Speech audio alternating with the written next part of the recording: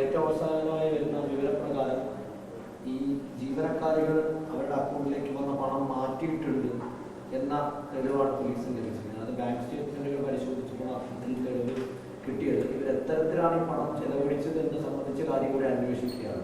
അപ്പോൾ നമ്മൾ പറഞ്ഞത് ശരിയാണ് എന്ന് വരികയാണോ?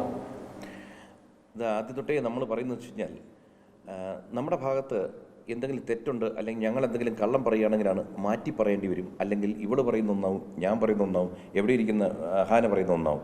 ഇതിപ്പോൾ എന്തെന്ന് വെച്ചാൽ വളരെ ക്ലിയറായ സംഭവം. ഇങ്ങനൊരു കേസ് ബേസിക്കലി എന്താണ്, ഒരു സ്ഥാപനത്തിൽ നിന്ന് പണം തട്ടിച്ചു കൊണ്ടുപോയിരിക്കുന്നു. അതായത് ചീറ്റിംഗ് കേസാണ്. ചീറ്റിംഗ് കേസ് എന്താ ചെയ്യേണ്ടത്? ആ ചീറ്റ് ചെയ്യപ്പെട്ടു എന്ന് പറയുന്ന ആൾ അല്ലെങ്കിൽ പണം കൊണ്ടുപോയ ആളുടെ ബാങ്ക് സ്റ്റേറ്റ്മെൻറ്റ് പരിശോധിച്ചാൽ അവർ തന്നെ പല ചാനലിലും പറയുന്നത് ഞങ്ങളുടെ QR കോഡ് വെച്ച് പണം എടുക്കാൻ തീയ പറഞ്ഞിരിക്കുന്നു. അപ്പോൾ പണം എടുത്തു, അവരെടുത്തിരിക്കുന്നു. ശരി, തീയ്ക്ക് ഞങ്ങൾ എന്നും ക്യാഷായിട്ട് കൊണ്ട് കൊടുത്തിരിക്കുന്നു. അങ്ങനെയാണെങ്കിൽ അവർ വിഡ്രോ ചെയ്ത് തരും. ഈ വിഡ്രോയിലും ഇതിനകത്ത് വന്നിരിക്കുന്നതും സ്റ്റേറ്റ്മെൻറ്റ് വരും. ഇത് രണ്ടും മാച്ച് ചെയ്യിച്ചാൽ പ്രശ്നം തീരും. വിഡ്രോയിലില്ല, ഇവർ വേറെ ആരെങ്കിലും പേരിലോട്ടാണ് മാറ്റിയിരിക്കുന്നതെങ്കിൽ അവരെ ചോദ്യം ചെയ്താൽ എല്ലാ വിവരവും കിട്ടും. ഇത് നമ്മൾ സാധാരണ കോമൺ മാന് മനസ്സിലാവുന്ന കാര്യം. പക്ഷെ അതിന് പകരം എന്ത് പറ്റി? ഈ ഞങ്ങൾ പരാതി കൊടുത്തു, ഞങ്ങളുടെ പേരിൽ FIR ഇട്ടിരിക്കുന്നു. ഇപ്പോൾ ആദ്യത്തെ കാര്യം പൊളിയുന്നുണ്ട്, സ്റ്റേറ്റ്മെൻറ്റ് എടുത്തിരിക്കുന്നു, അവർ വിഡ്രോ ചെയ്തിരിക്കുന്നതിനും എല്ലാ ഡീറ്റെയിലും അവരുടെ കയ്യിൽ കിട്ടും. എനിക്ക് ഒന്ന് ഒരു ഓഡിറ്റിംഗ് നടത്തുമ്പോൾ 2 ദിവസം കൊണ്ട് പോലീസിനകത്ത് തെളിയിക്കാം. ഇതാണ് ഞങ്ങൾ ആദ്യമേ പറയുന്നു, അവർ പണം എടുത്തിട്ടുണ്ട്.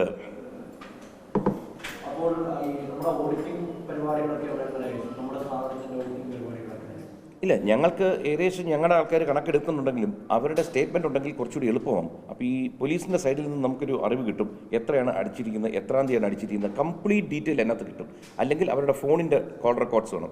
ഇത് രണ്ടും പോലീസിൽ നിന്ന് നമുക്ക് കിട്ടുമെന്ന് വിശ്വസിക്കുന്നു, അല്ലെങ്കിൽ കോടതി വഴി കിട്ടും. അത് വെച്ച് ഞങ്ങൾക്കും കൂടുതൽ നോക്കാൻ പറ്റും. കാരണം ഇത് വളരെയധികം ഒരു വ്യാപ്തിയുള്ള സംഭവമാണ് നടന്നിരിക്കുന്നത്. പക്ഷേ നമ്മുടെ അവിടെയും അന്വേഷണം നടക്കുന്നുണ്ട്. നമുക്കിപ്പോൾ ഏകദേശം കാര്യങ്ങൾ പിടികിട്ടി തുടങ്ങി. നമ്മൾ ഈ ഏകദേശം 69 ലക്ഷം രൂപയോളമാണ് നമ്മൾ പ്രാഥമികമായിട്ട് നമ്മൾ കാണുന്നത്. ഇനി വേറെ ഏതെങ്കിലും രീതിയിൽ കാണാം, സ്റ്റോക്ക് വളരെ കുറഞ്ഞിരിക്കുന്നു. പിന്നെ വളരെയധികം പ്രീമിയം കസ്റ്റമേഴ്സ് ഉണ്ട്, വലിയ എമൗണ്ടിൽ വാങ്ങിച്ചുകൊണ്ടിരുന്നവർ.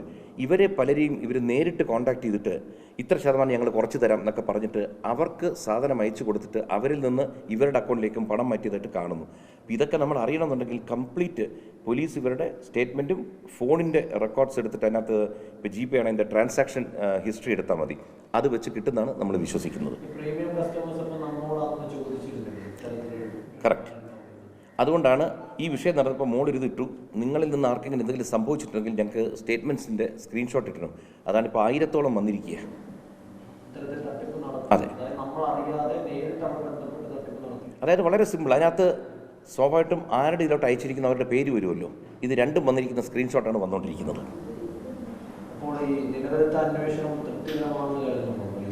ഇന്നത്തെ അവസ്ഥയിൽ വളരെ തൃപ്തികരമായിട്ട് പോകുന്നു. കാരണം ഇന്ന് തന്നെ രാവിലെ ഈ തട്ടിക്കൊണ്ടുപോകൽ എന്ന് പറഞ്ഞൊരു കഥ ഉണ്ടാക്കിയിട്ടുണ്ടായിരുന്നു.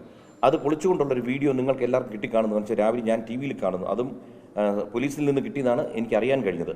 അതിൽ തന്നെ ഒരിടത്തും ഞങ്ങളാരെയും തട്ടിയിട്ടില്ല, ഞങ്ങളാരെയും ബലം പ്രയോഗിച്ചിട്ടില്ല. അവരും ഞങ്ങളും എല്ലാവരും കൂടി കാറിൽ കയറി പോകുന്ന വീഡിയോ നിങ്ങൾ കണ്ടു. ഇനി അടുത്ത നിങ്ങൾ തന്നെ ചോദിക്കണം, ഈ വീഡിയോ വെളിയിൽ വന്നിട്ടുണ്ടെങ്കിൽ ഇവിടെ നിന്ന് പോകുന്നതിൻ്റെ വീഡിയോ അപ്പുറത്തെ വീടുകളിൽ, കാരണം ഇവിടെ CCTV വെച്ചിട്ടില്ല, അതുകൊണ്ട് അപ്പുറത്തെ വീടുകളിൽ നിന്ന് പോലീസ് കളക്ട് ചെയ്തിട്ടുണ്ട്.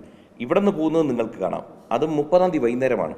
30-ാം തീയതി വൈകുന്നേരം പോയാൽ തട്ടിക്കൊണ്ട് പോയിട്ട് ഞങ്ങളിവിടെ കിഡ്നാപ്പ് ചെയ്ത് വെച്ച് ഇടിച്ച് ബലാത്സംഗ ശ്രമം നടത്തി പണം എടുത്തിട്ടുണ്ടെങ്കിൽ ഈ 30-ാം തീയതി പോയവർ നേരെ ഇവിടുന്ന് സ്റ്റേഷനിൽ പോയിട്ടത് ഞങ്ങൾ ഇന്ന സ്ഥലത്തായിരുന്നു കെട്ടിയിട്ട് വെച്ചത്, പണം എടുത്തതെന്ന് പറയാം.